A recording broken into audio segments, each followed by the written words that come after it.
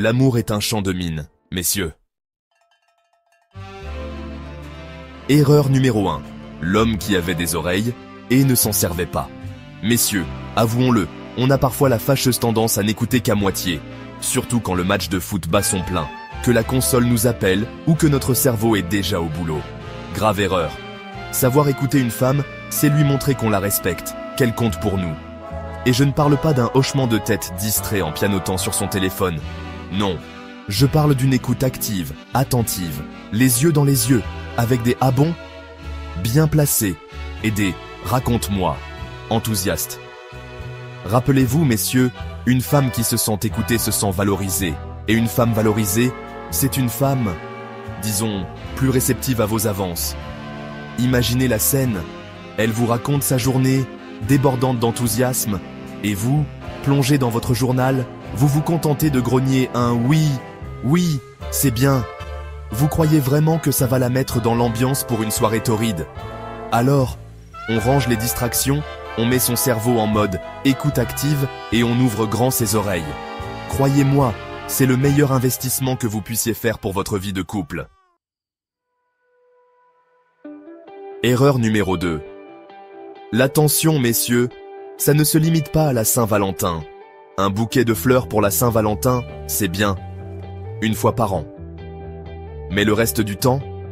Messieurs, les femmes ont besoin de se sentir spéciales, uniques, désirées. Et ça passe par des petites attentions au quotidien. Un compliment sur sa nouvelle robe, un petit mot doux glissé dans sa poche, un massage spontané après une longue journée.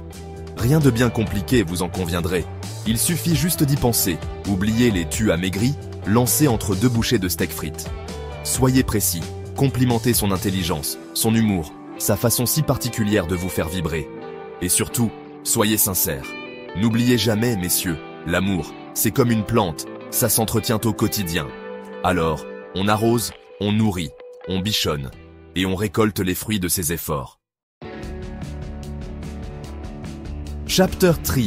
Erreur numéro 3. Halte à la routine, osez pimenter votre quotidien. Le train-train quotidien, le fameux métro-boulot-dodo, c'est l'ennemi juré du désir. Alors, on bouscule ses habitudes, on sort des sentiers battus. Oubliez le traditionnel dîner en tête-à-tête le samedi soir, et surprenez-la. Un week-end improvisé à la mer, un cours de salsa endiablé, une balade nocturne sous les étoiles. Laissez parler votre imagination et votre envie de la surprendre.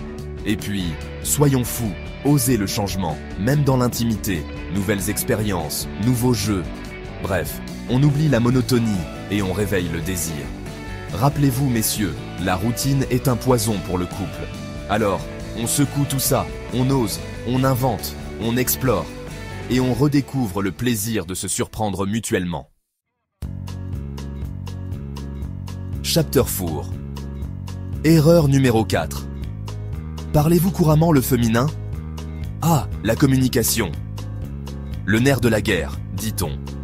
Eh bien, dans un couple, c'est encore plus vrai.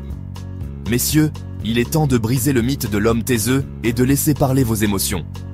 Non, ce n'est pas un signe de faiblesse, bien au contraire. Savoir exprimer ses sentiments, ses envies, ses frustrations, c'est la clé d'une relation saine et épanouie. Alors, on oublie les oui, bof, comme tu veux, et on se lance. On partage ses rêves, ses peurs, ses aspirations. On communique avec son cœur autant qu'avec ses mots. Et surtout, on apprend à écouter l'autre, à comprendre ses besoins, ses attentes. La communication, c'est un dialogue, pas un monologue. Chapter 5. Erreur numéro 5. Derrière la femme forte se cache une femme qui a besoin d'être rassurée. Ne vous fiez pas aux apparences, messieurs.